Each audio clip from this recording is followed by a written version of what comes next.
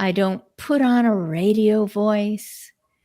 What I do is I'm so grateful that people have come, and I am very grateful that I got some information that I was perusing to find out both what Uniper would feel like if I was a user at this moment in life, and what Sandy has been up to since at least 2010. I don't know if it reaches back farther, but public speaking, involved in a book. I want you both to really introduce yourself to me, because in most cases, almost everything I do on screen is with complete strangers. I just trust them. At this point, I have not had to say, cut this person out. They came in saying one thing, but they've got a political agenda and they're going to, no. People are very much who they seem to be on LinkedIn. If I watch their comments and just scroll back through some of the things they've been involved in, and I get to look and find out that we have some individuals in common thanks to LinkedIn connections.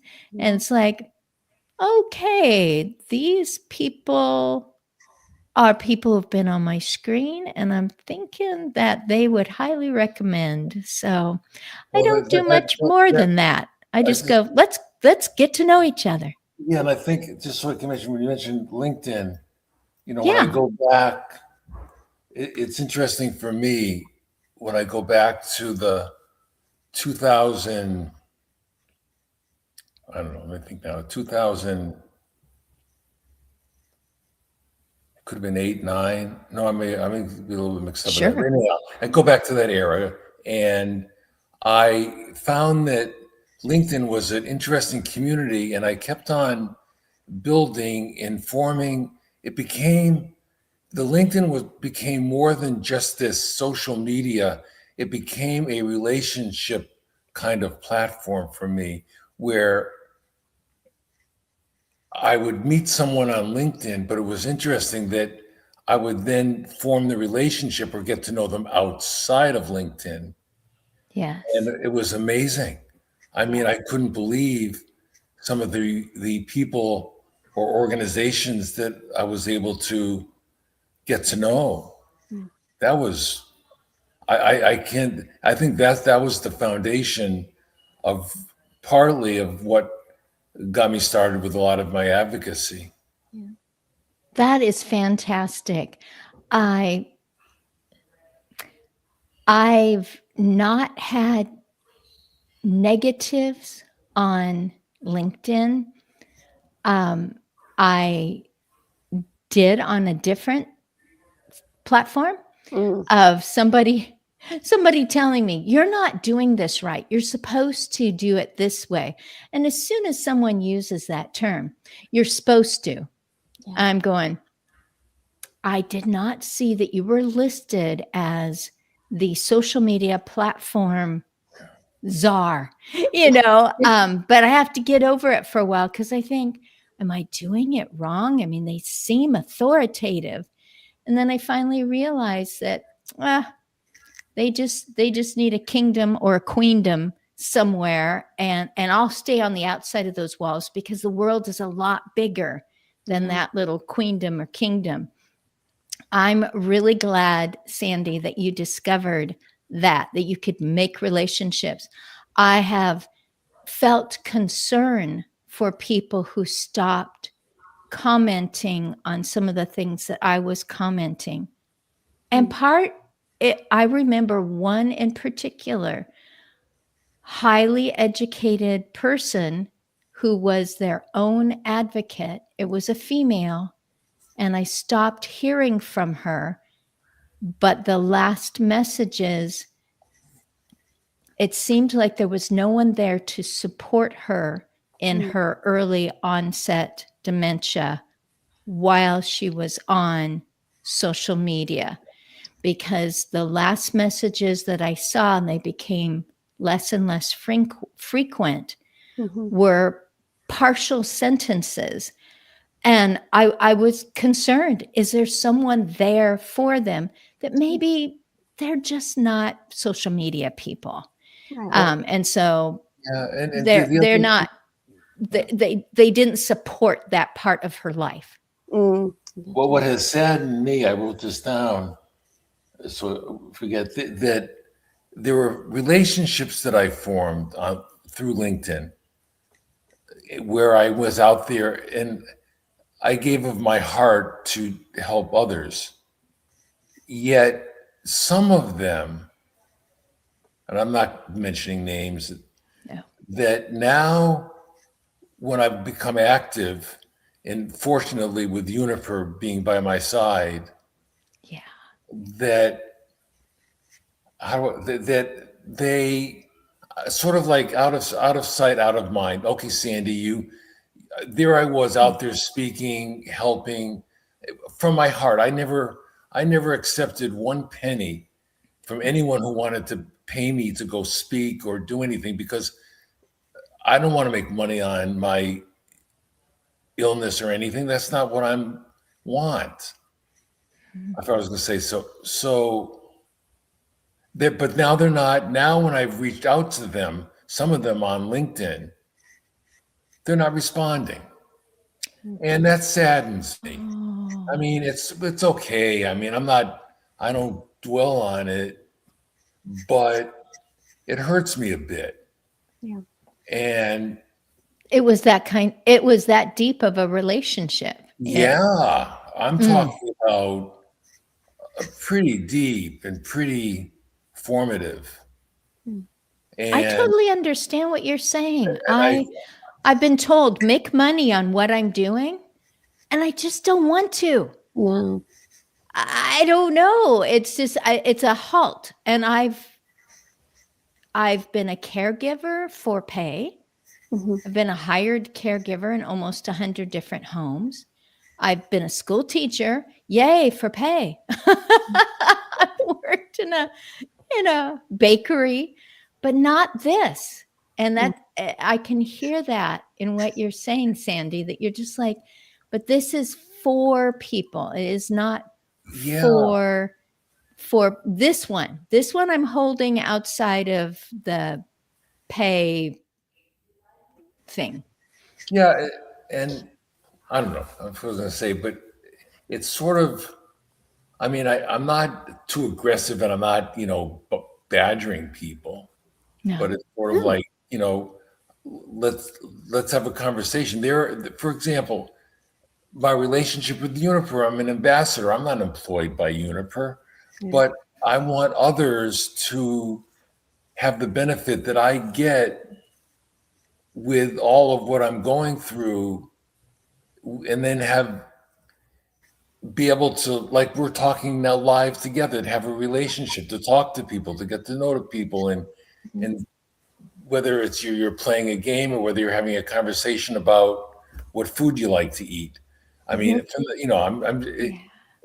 so Uniper has helped me be in a community. So that's been ingratiating. There's no turn away from that. That's positive. Yeah. And I'm not, when I advocate for Uniper, it's not like I'm trying to sell it. I'm just trying to have other people enjoy the benefit of what how it's helped me. That's all. Yeah.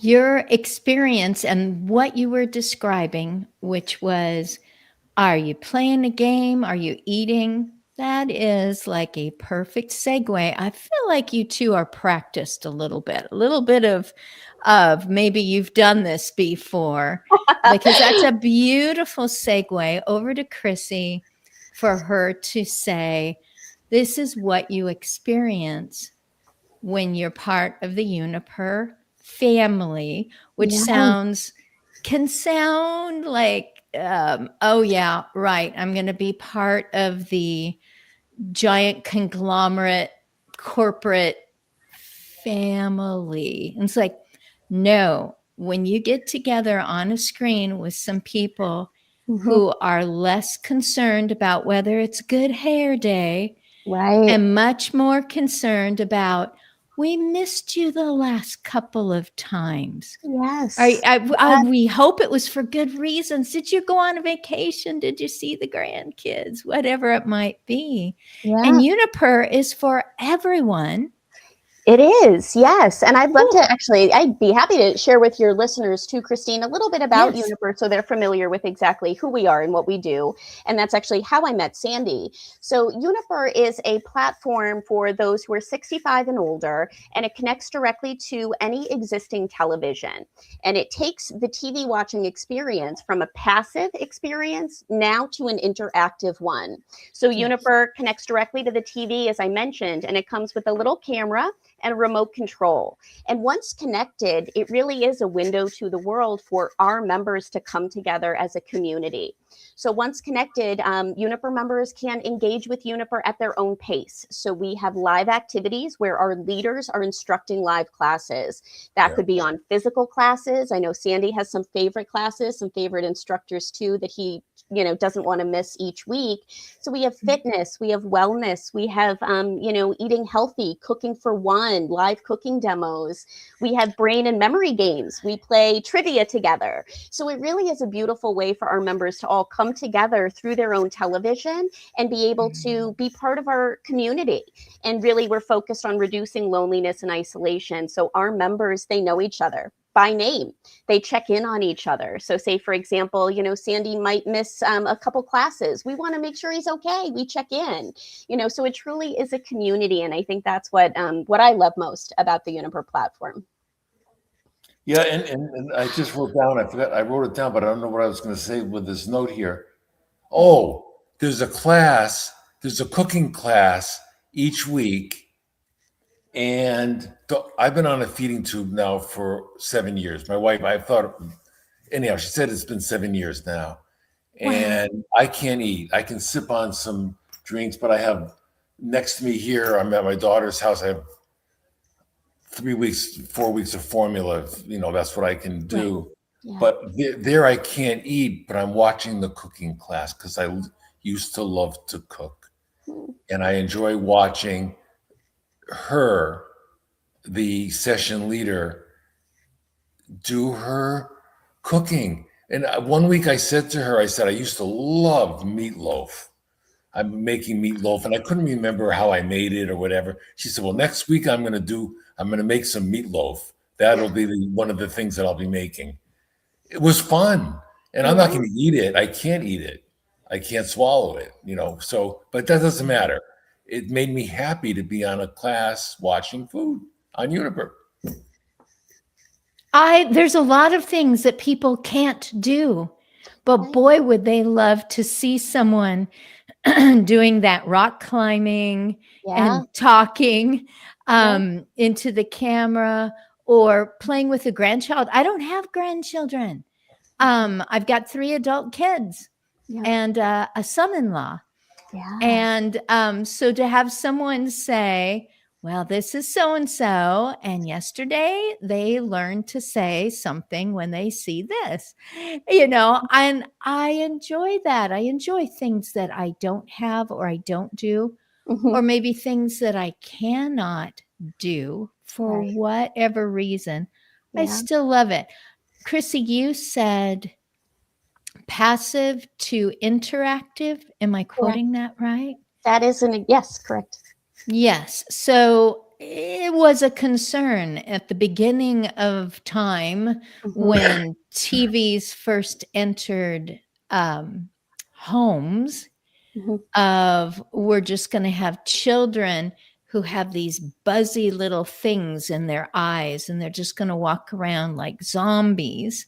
Right. And, if I can just say that I notice myself at this point in my aging that I can sit in front of the TV and go, just one more show, Oh, same for And me. then what do too. I say a half hour later? Just one more show. Exactly. And I feel my body, when I finally turn it off, probably because I've fallen asleep Right. Yep. before the end of one, it's like, oh no, I'm not a child walking around with buzzy eyeball. It's me just going, why did I spend so much time doing this when there are other activities, even if I wasn't accomplishing something of importance? Yeah. So many other things that I could do in the evening. And I'm just like, the difference is it's just coming at me, at me. Yeah. And I can imagine, because of the video that I watched that you sent me, I can imagine interacting with all those people on the screen and thinking, oh, I can't wait until tomorrow or next week or whenever I can be with that group again. Exactly. It took a while for me to realize that you can have true friendships through a screen. Right. And I didn't know that I naturally bond, or people don't have to work very hard to realize what I'm like, or, and then when they do see me, when I am three-dimensional, and they do see me, the only thing we notice is a height difference. We thought we were all my height. I thought everyone was my height until I actually see them. It's like, oh, other than that, they're fully who they were, and hugs all around, etc. Yeah, and that's why with Uniper, there are a number of people that I know on Uniper, and I see them on the sessions, a coffee chat, or we're playing Jeopardy, or watching them cook, watching the cooking, each week or whatever. But what's been wonderful, there are a number of those individuals who I have relationships with, and they have relationships with each other off of Uniper. We talk, we speak to each other through chat or some messenger, and it's almost like, I wish that some benefactor would say, okay, you have a group of 8 of you that get to know each other. I'm going to fly you all out to, Washington, so someplace, and you're all going to spend some days together. I'm just making that up, because it's almost, it's that relationship that becomes, for me, has been wonderful. And I do have to, and I think, Sandy, too, like in our conversations, it's these beautiful friendships that get forged that span just beyond, the Uniper platform. And we started really to reduce loneliness and isolation because so many of our members were either homebound, they weren't able to get out as much as they used to, and they were spending anywhere up till 12 hours in front of the TV each and every day, just idly, watching television. And we said, why, instead of fighting the TV, let's use this as the channel through which to create this beautiful community. And the friendships that have been forged, I get to see, it's one of the best parts of my job, is I get to see individuals who might be out in California that haven't been able to get out of their house in a number of years, now forging beautiful friendships with, people down in Florida that otherwise would not have met. And that, to me, I see people blossom that, weren't on camera initially, that were a little bit more on the shy side. They weren't sure what to expect. And now these beautiful smiling faces appear on camera, and this incredible community that supports each other. They check in on each other. It's just a beautiful thing to see. And I think turning the TV into a window to the world that otherwise they wouldn't have access to is just such an incredible gift. And seeing those beautiful friendships forge, as Sandy had mentioned, it's amazing. Yeah, and I want, Christy, I don't mean to overstep that, but Please, no, I wrote down here that the TV, I've used a TV, but you can use Uniper on your cell phone You can. on your computer, your laptop, Yep. on I don't have a tablet, but you could use it on a tablet. Yeah. So if I'm just somewhere and I want to go on, I'm sitting somewhere and there's a Uniper program going, I could just use my cell phone and go on. Yeah. It's amazing. Absolutely. So I'm not saying this as an advertisement. I'm saying it's the relation, it's the ease of relationship that's so heartwarming. And I guess I spend probably, particularly since I've had some significant another health issues, I've been home probably 85-90% of the days. I've had no choice. And there was a time when I was that ill that I really couldn't even, it was a few weeks I couldn't get onto Uniper. I just wasn't emotionally, physically able to, but I knew that it was there. And, I see, and I never complain, I see others that are on Uniper and using their walkers or wheelchairs, or it's their assistant. Everyone. It's a wonderful community for that sense, and for me being at home and engaging in that. And I'm not saying anything like my feeding tube or whatever stuff to complain about my health. It's been I've had a decline more recently with things, and it's but it is what I take each day and do the best that I can do. Sandy, I heard you say just moments ago, but I knew it was there. Yeah. And I've learned that there's enacted support. A person comes and says, hey, let me get that heavy stuff off that top shelf so that you don't have to get up on a stepladder. That's enacted support. Then there's perceived support. I know that when my neighbor is at home, if I need that heavy thing off the top shelf because I'm just ready to use that machine or involve myself in my hobby or whatever it is, I know that when I see that car in that driveway, I can call over, and if he's available, he will come over and get that down for me. And it is satisfying and heartwarming in the moment, as opposed to someone who thinks there really isn't anyone for me. Anyway, no one checks on me or checks on me. That could sound like invading my independence. I'm not making any difference whether I do something or not, whether I get out of bed today or not. Yeah. It sure would be nice if someone would point out my value. Even a person who goes, Sandy's back, Right.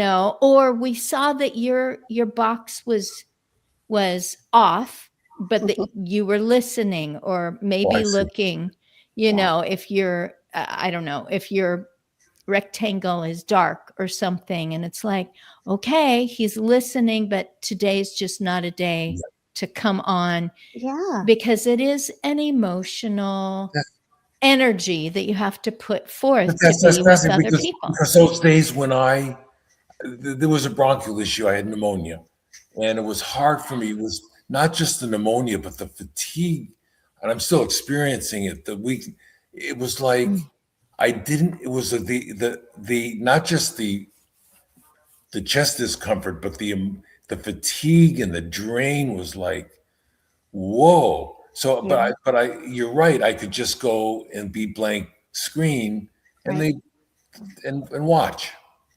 Yeah.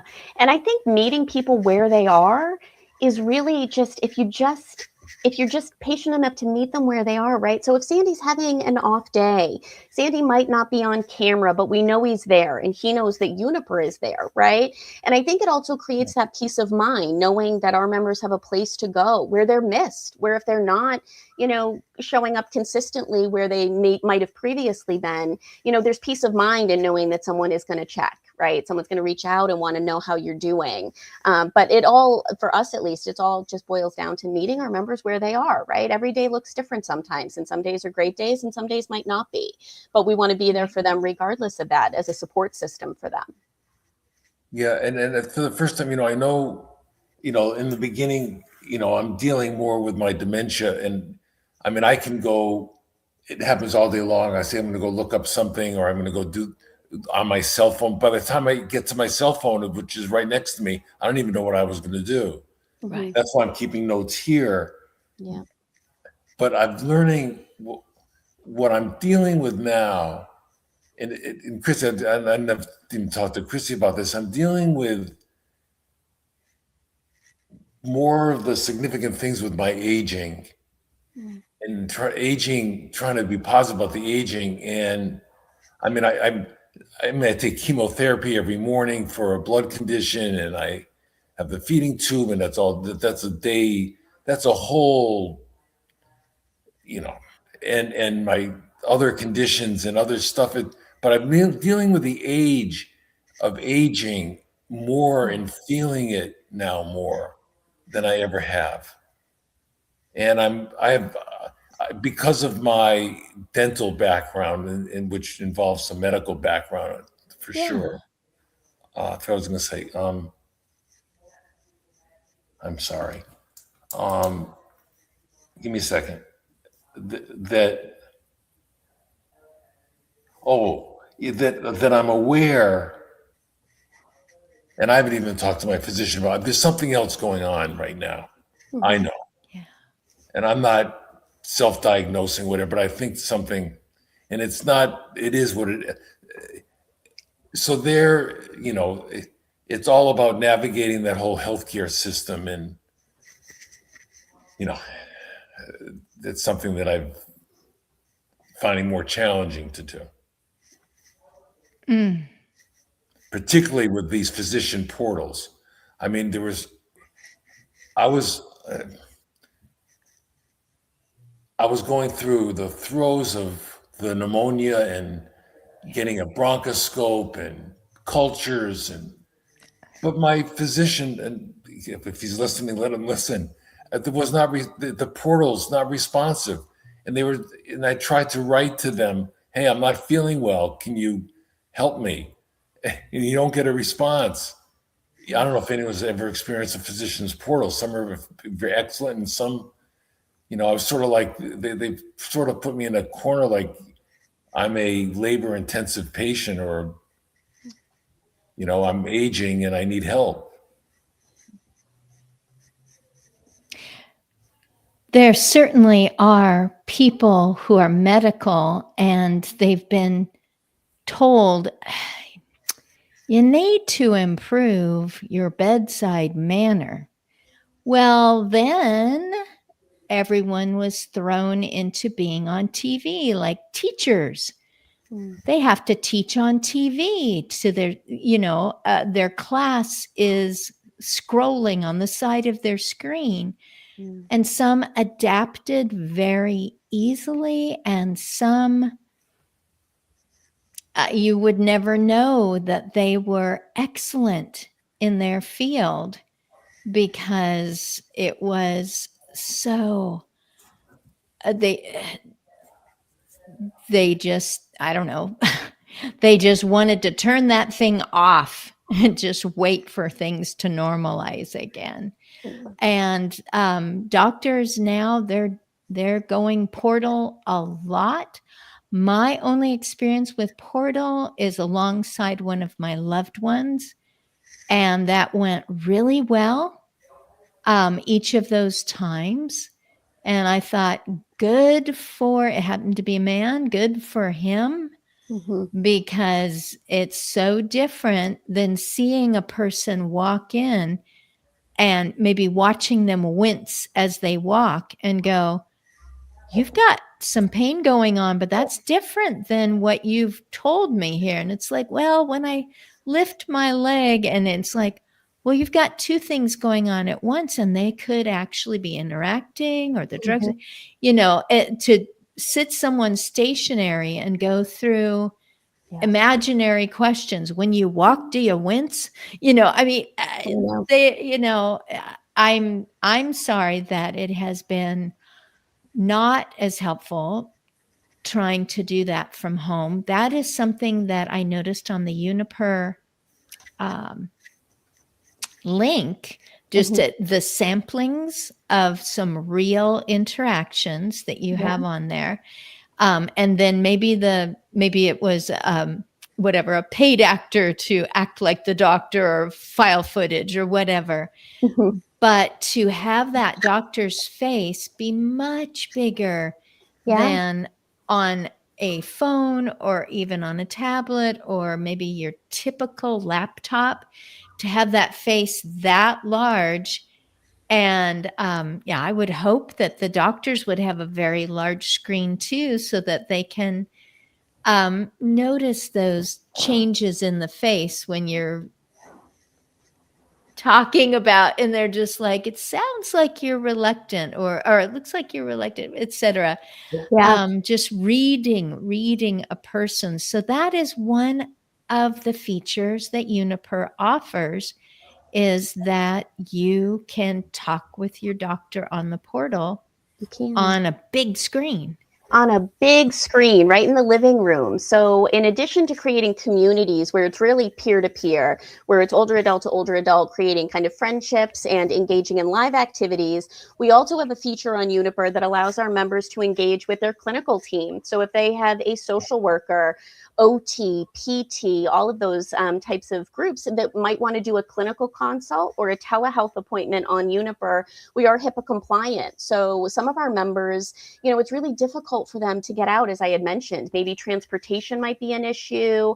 Mobility challenges might also be a problem. Some of our members are in really rural areas, and, clinical offices aren't close by. So in those instances, being able to have a bird's eye view into that individual's, living environment. We've had clinical teams, social workers, case managers that have noticed a fall risk in the background, because they're able to see into the living room, and they're able to say, hey, I also noticed that Mrs. Smith, she didn't look like herself. Her answers were very slow. She was slow to respond. So they're able to pick up on, environmental cues in the home that might be an issue, like a fall risk, or a hoarding situation, something along those lines. Maybe the member's just not looking like themselves, that otherwise might be missed. If they was just doing an over the phone type of call. You know what I wrote down, and I wish, when that book that you saw that my name is on, that I wrote it. Well, someone interviewed me and wrote the entire book. I don't think I wrote many words at all in that entire book, but I wish the one expression, and I've come up with this when I go for a medical visit, I would like to say to the physician, spend an hour in my body. And then we'll talk. Spend an hour in my body, doctor. Feel what my memory is going through. Feel what my chemotherapy feels like. I'm making that up. Or feel like my feeding tube. Go do a feeding. I'm making it. You know what I'm saying? It's like, but experience what my body is feeling, and then getting away from the 5-minute, 10-minute office visit. Right. Yeah. I don't know. I just feel that way. I'm trying to put more compassion into what might be somewhat of a broken healthcare system to some degree, with all the needs that are going on in medicine today. Absolutely. You mentioned in LinkedIn about your father, and that he had, I'm hoping that I'm remembering the right thing that I read, that he had Alzheimer's. Is that right? He had dementia like me, and I got, people say Alzheimer's, and I don't want to talk about what's going on in my brain and the MRIs and things that are occurring. And I just lost my train. My dad was diagnosed with dementia. And in the end, towards the end, the one person that he would talk to of everybody was me. And he would let me know I would really be afraid of dying, tell me. And one day I was wheeling him. It was so vivid, this memory. And he said, I'm outside of his, the if one of the healthcare facility, nursing home, healthcare facility. And he said, is everything all right? He said, can I help you? And he reached to, he's in the wheelchair in his, the hospital garb, so to speak. And he reaches to his back pocket. Can I help you? What he wanted to do is give me a wallet and give me some money and help me. I've noticed that core values stick. I know that it can get to the point where a disease affects the brain, so the person is, I don't know, more quickly upset. The upset becomes disproportionate to the situation. And honestly, that can happen with anybody on anything, where you don't realize that there's a trauma that you've just triggered, or when a person it's the straw that broke the camel's back. It's just their last straw. It's just, I can't take one more change. I can't deal with one more disappointment.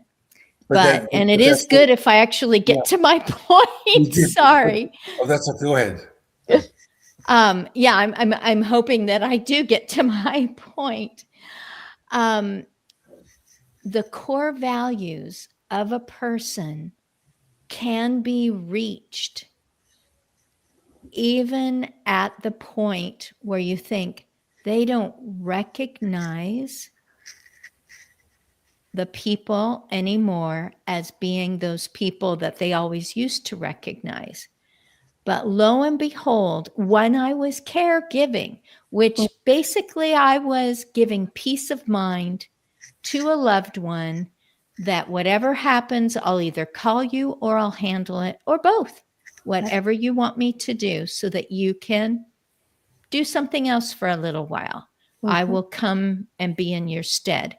So this person, I could not console them emotionally. And I finally said, oh no, oh dear. And the person's whole demeanor changed. And I said, I need help. And they responded, what do you need help with? And I said, I'm not sure. And they went through a list. Let's solve this problem. And I went, there she is. There you go. There's that mom who literally sewed clothing for the whole family. Yep. There's that person who held a job that made life better for other people, for clients and for customers. There she is. And it was the sound of my voice. Instead of going, don't talk that way, or why can't, it was like, oh no, I need help. And it's like, I'm here, man. Are you kidding? I've always been a superhero. Yep. And it was wonderful. I thought the core values are still there. And when people go, I'm at this point, I said, find which core value. Maybe it's your dad.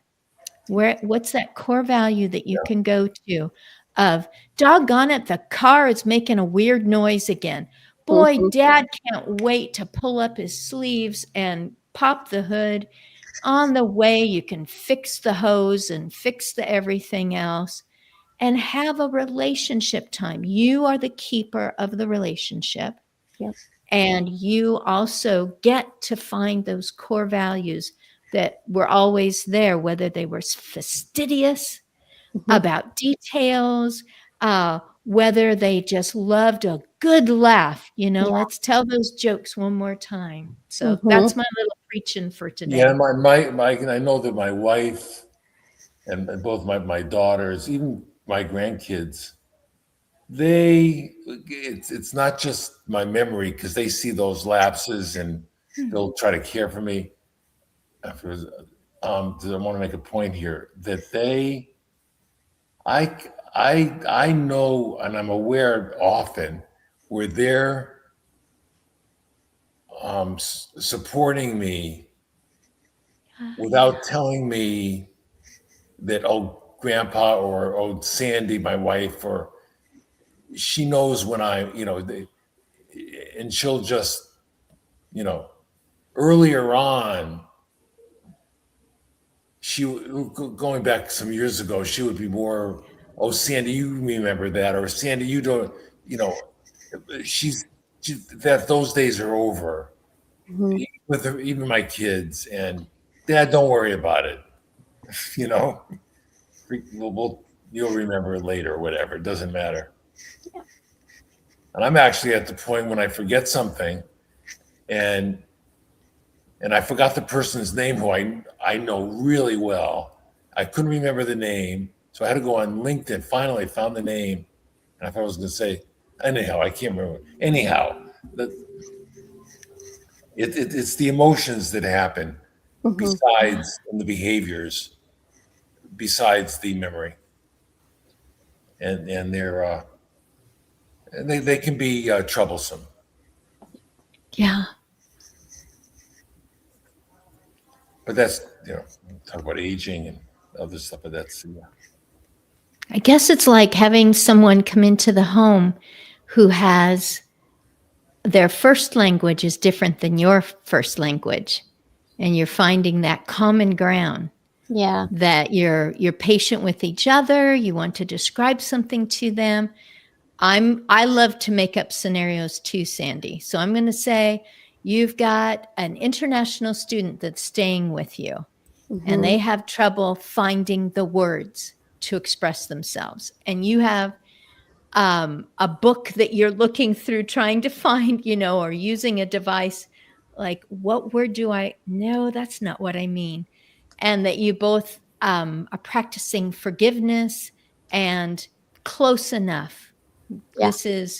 This is we'll deal with it later, or oh, I know, I should ask it this way because your culture is more one way than maybe the way the books say, everyone from that country always does this. It's like, no, are you a country person or a city person? It's everything's gonna be different. But what you've done, I want to compliment you.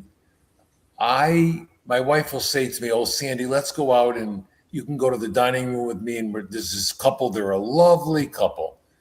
Well, I don't feel like it because they're going to say, "Where did you grow up? What did you do?" And I don't feel like going through all that. But I'm just being blunt. I mean, that's a behavioral thing that that's forming another relationship that I may not want to do.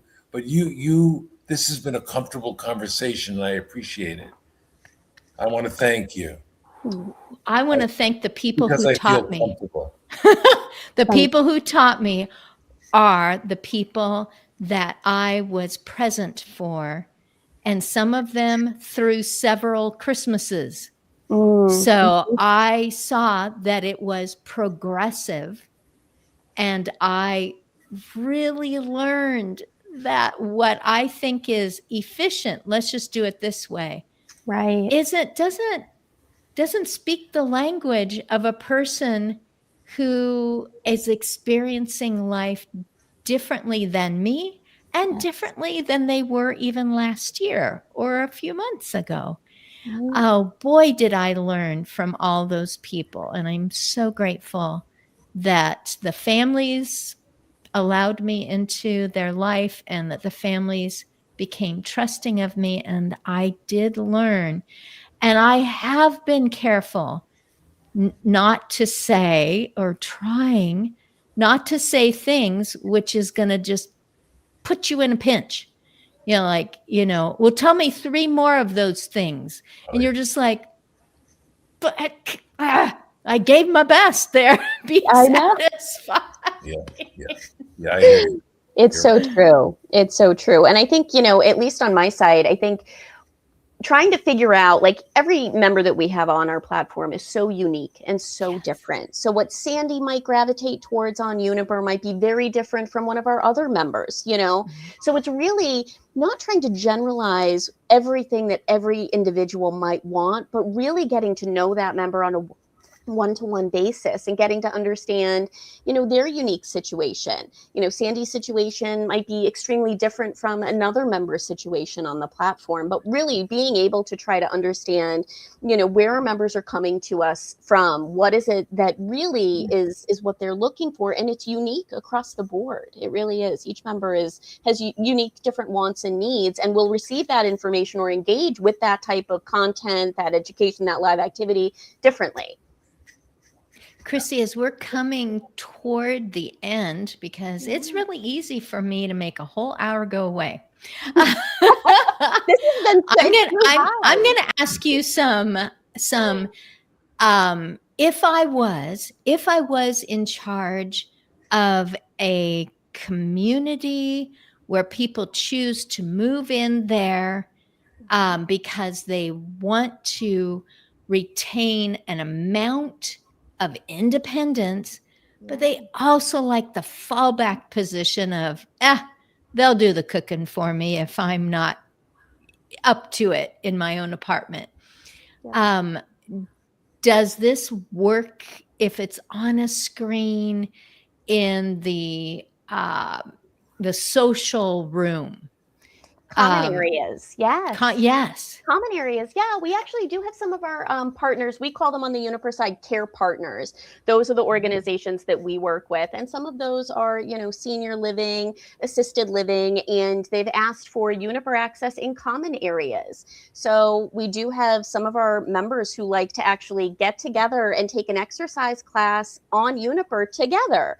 And so we have use cases where it is effective, where if there's, you know, not programming going on at a certain time, Uniper is a great way to augment that as well. So we have, you know, kind of different types of content across a variety of genres. And we have seen communal spaces really benefit from Uniper as well as one-to-one. Fantastic. When you say we check up on them, yes, you know exactly who your users are, whether it's a group, so that could be just about any faces on, or if it's that one individual. What do you mean? We'll check up on them if they're just not appearing at all and they used to be interactive. That's a great question. So actually, while we're a technology-based company, we never remove the need for that human connection, that human interaction. So in addition, our members have access to the Uniper platform, but they're also each assigned a Uniper PAL. PAL, that's a partner for aging and longevity. So each PAL checks in each week or at a determined cadence with each of our members. So if a member's not, you know, hasn't been to one of our classes and they've frequently always been participating, that PAL is going to check in with them. They're going to give them a call, they'll send an email or a text just to say, hey, we miss you. You know, we want to know how things are going. And is there anything that we can help with? Are there any challenges that you're experiencing that the Uniper team might be able to help with? So it is a real human individual that will check in on our members and see how they're doing. There's always a point where someone says, but what is this going to cost me? What is your answer to that question? Right now, Uniper is not a direct-to-consumer product, so there's actually no cost to any of our current members. We partner with area agencies on aging, community-based organizations, health plans, home care agencies to provide Uniper at no cost to that end user. So all of our members have Uniper access, and it's completely free for them. Area agency on aging. Yes. I'm in that building a couple of times. I've been in it several times, so we'll say maybe once a month. It is across the street from the big VA hospital. Okay. It's all, and then there's a care agency that's right across the parking lot. Boy, I tell you, they've grouped it together. They've grouped them, so now I'm curious, is Waco, Texas Area Agency on Aging I wonder, I'm sure you can't tell me on this at this moment, if can't they this moment. are if they're members, right? Exactly. Yes. Or if they're care partners. Which They're one a do they care fall partner. under? They would be a care partner. So the AAAs are care partners. They they purchase Uniper on behalf of local older adults in their community. So oftentimes older adults, if they need additional services, if they need some information or support, they can call their local area agency on aging. And for the ones that we partner with, if a member calls in and they're looking, maybe they're at home more often, they're not able to get out as much, they're really struggling to make those connections, then the area agency on aging would say, you're a great candidate for Uniper. It's a service that we provide locally at no cost to you. So all of our AAAs that provide Uniper access, all of their individuals locally can have it at no cost, which is beautiful. And I can let you know after the call whether or not we're available in Waco. Oh, this is great. I've got a few minutes. Okay, so what else am I curious about? Is there always one of your own employees that's in charge when the screen is full of people, or is it a drop-in? It's open, show up. It depends on the type of class. So some of our classes are small group discussions. Those are always moderated. So we'll always have a Uniper leader, a Uniper instructor that's on those calls, that's monitoring. Same thing for live activities. It's all Uniper-led instructors. So our team is the one facilitating all of those live group discussions. So there's always a Uniper staff member that is on every single one of those activities. See, some people are going to love that. And the wonderful thing is it can be so comforting and ingratiating to get to know these session leaders as you get to know the other members too. There's relationships formed between session leaders, and it's wonderful. I mean, you get to know them. I'm not saying that you're communicating with them off the, and doing a separate chat with them, but I'm talking about there's a relationship that's formed. And one beautiful thing, Christine, I wanted, now that Sandy just jogged my memory, we have one great example of that with kind of bonding and really forging these amazing friendships.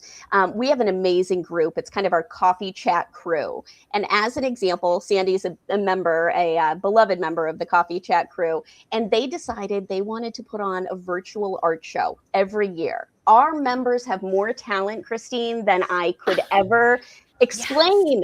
They are artists. They have the most beautiful talents. Sandy is such an amazing artist. We have other members that have hidden talents, singers, crocheters, artists. It would take me too long to try to tell you all the amazing things that they've created, but they came together and they all pulled together a virtual art show. So samplings of everyone's artwork is together. It's just those types of things that, it just sets us apart. I think it's so unique. And all of our members too know about the hidden talents of our other members within that coffee group. So it's just a beautiful way too that we really like to kind of bring those talents forward. And it's not just a Uniper lecture where people are talking at you. It is a community. Everyone's chatting and talking together. So that's another reason that we also have it moderated too, because we want everyone's voice to be heard. So we really try to make sure that everyone has a seat at the table. It's a safe space for everyone to come together and really kind of shine a light on all of these amazing things that our members do. And Chrissy and Christine, the thing that it took me a while, because I've been on Uniper for some years, is there are maybe some individuals who they're living alone, and this is, I feel fortunate that I'm living with my wife still living in a senior living facility in our apartment independently. And some of them will want to speak a little bit longer. And I just let that be, because this is their opportunity to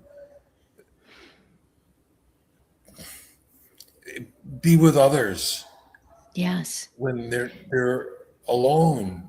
And Yes, when you're being with yourself all the time, no matter how content you are, Yeah. how I don't know, you're happy with your own company. Mhm. I know this because of what I do now, that you enter in, and I have sat for an hour and 15 minutes and nodded. And this is a person who is very content living on their own, and their interactions are almost all medical. Yeah. And I know the energy that comes flowing out of that person who maybe at the start said, well, maybe for a few minutes you can visit me because I am a client of the group that you're coming, that I'm a volunteer with here in Waco. And then whoosh. And it's just, I guess I just keep coming up with the same word, gratifying, but it's energizing to have someone else nod. And with that, I'm going to close us down. I'm going to say, Chrissy, if there's one last thing that you want to make sure is in the recording, which you are going to get the links to, but you can always find it again at Aging Better Network, ABN, agingbetternetwork.com. You can go look at it on YouTube or LinkedIn. You can snag the link there and be able to use it for education, for promotion.